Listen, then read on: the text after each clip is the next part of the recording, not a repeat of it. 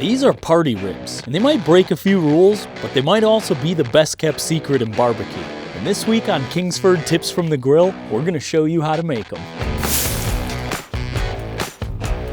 All right, it's party time. So for this cook, we're gonna be rolling at 275 indirect for the entire thing. And for that, we're gonna use a 2-zone setup. So I'm gonna show you guys how we're doing that. And we're using Kingsford because we love it. So I'm gonna drop about 15 of these in here.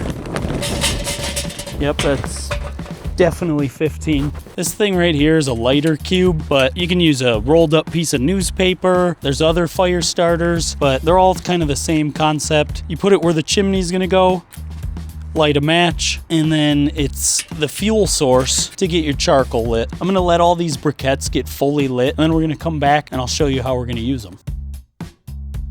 All right, the coals are fully ashed over in there. They're nice and hot. So to make this a 2-zone setup, I'm gonna use these charcoal baskets that come with most kettle grills. So I'm gonna take the lit coals, we're gonna just dump them into this section over here. I'm gonna just scrape them up over to the side here.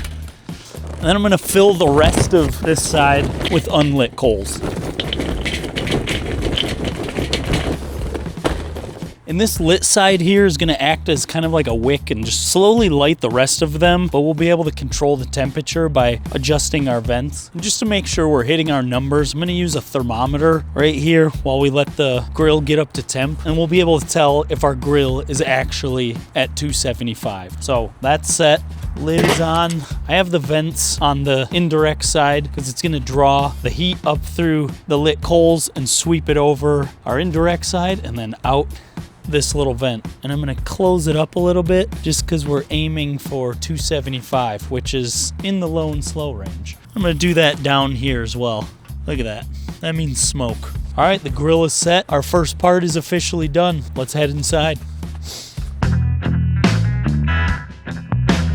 All right, so the grill is lit, so now we're gonna prep these ribs. My first tip for you is when you're at the grocery store, you're gonna wanna pick the baby back ribs. They're the right amount of meaty and they're the most tender option as well. And every time we do anything with ribs, the question of do you remove the membrane or not always comes up. And if you don't know anything about the membrane, the reason people take it off with ribs is it's kind of like a barrier that would be, you could probably kind of see this. It's like a barrier that gets in the way of, if you're seasoning, it's just along the backside. It's this kind of layer right here. It's super easy to take off, but it is another step. So since we're cutting them in between the bones and we're just gonna have a bunch of little ribs, it's kind of up to you. I'll take it off just to show you what it's like. A lot of times you can just take a piece of paper towel, just get under it right here, get enough so you can, the paper towel's there to grip it. You just kind of lift it up a little bit, and then once you have it enough, you just pull it off.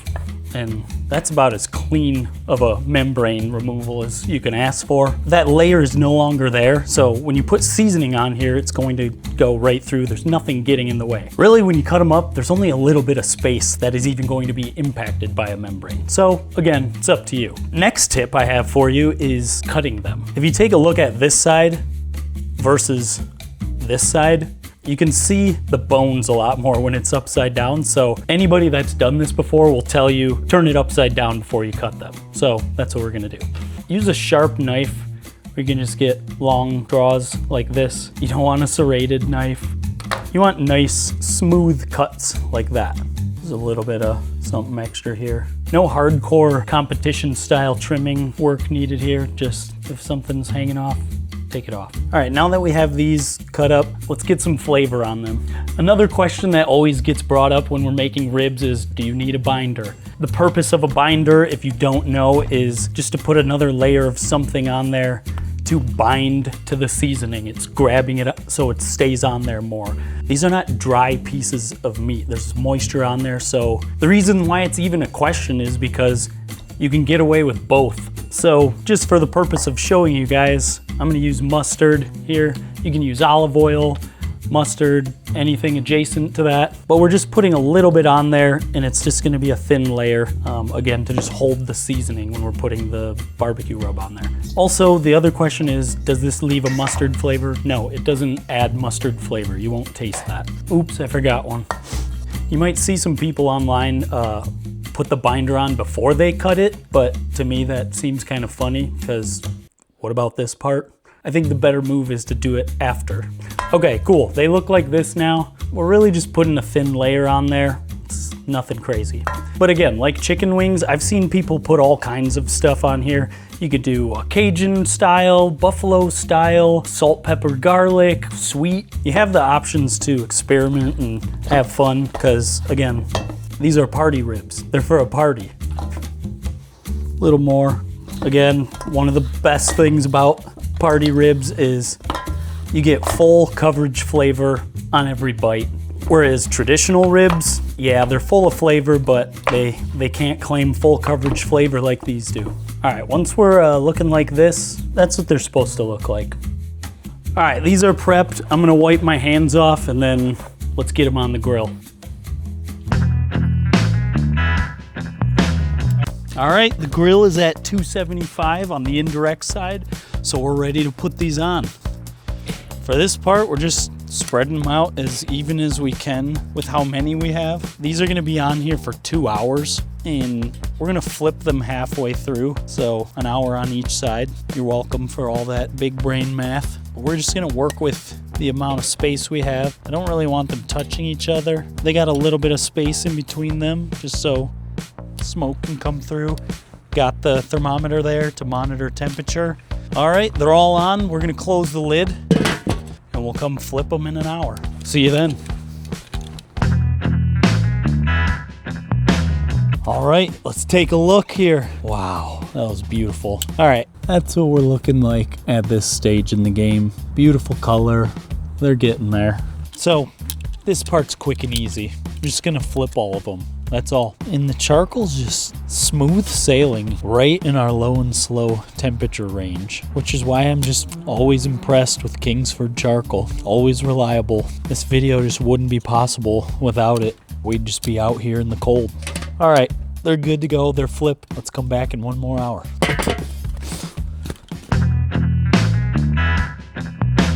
All right, welcome back. It's been 2 full hours. And here they are, just so you can get a nice glimpse of what we're looking at now. Next, we're just gonna toss them all in one of these foil trays with some delicious ingredients, and then we're gonna close it up and let it basically braise in there to get all nice and tender, and that's the final leg of the cook. This part's called the wrap. All right, first up, we got some barbecue sauce, a few sticks of butter. It's actually a half stick of butter.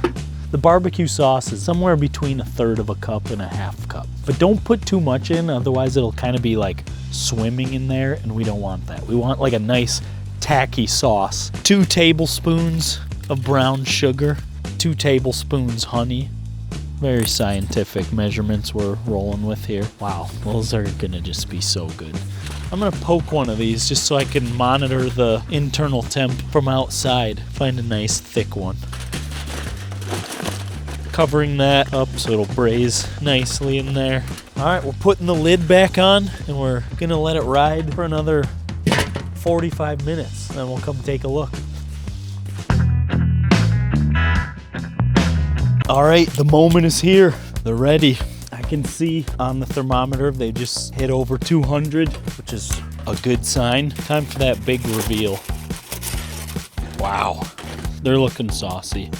Look at that, ooh, shiny. Alrighty, I am going to let these rest, and then we'll plate them up, and then we'll take a bite and see if it really was a party. All right, here we go.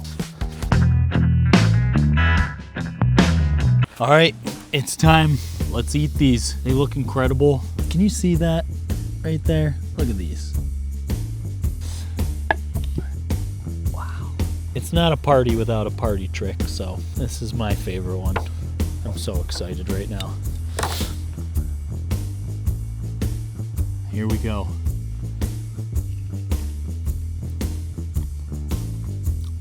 Oh my gosh. That is amazing.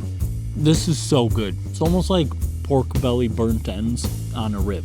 So again, the reason why these are such a win at the party, you get full coverage flavor, seasoning and sauce on every single part of it, and they're super tender, like we said before. And you really can do any sauce with these. They kind of are the chicken wing of ribs. There's a lot of possibility here with these. This is awesome. So if you've never made these before, they're amazing. Definitely recommend it. If you have made these before, you already know that. Either way, thanks for tuning in with us today. I hope you guys enjoyed the video. If you found it helpful, make sure you tune in for more Kingsford tips from the grill. We'll see you guys next time. Don't forget to subscribe. See you later.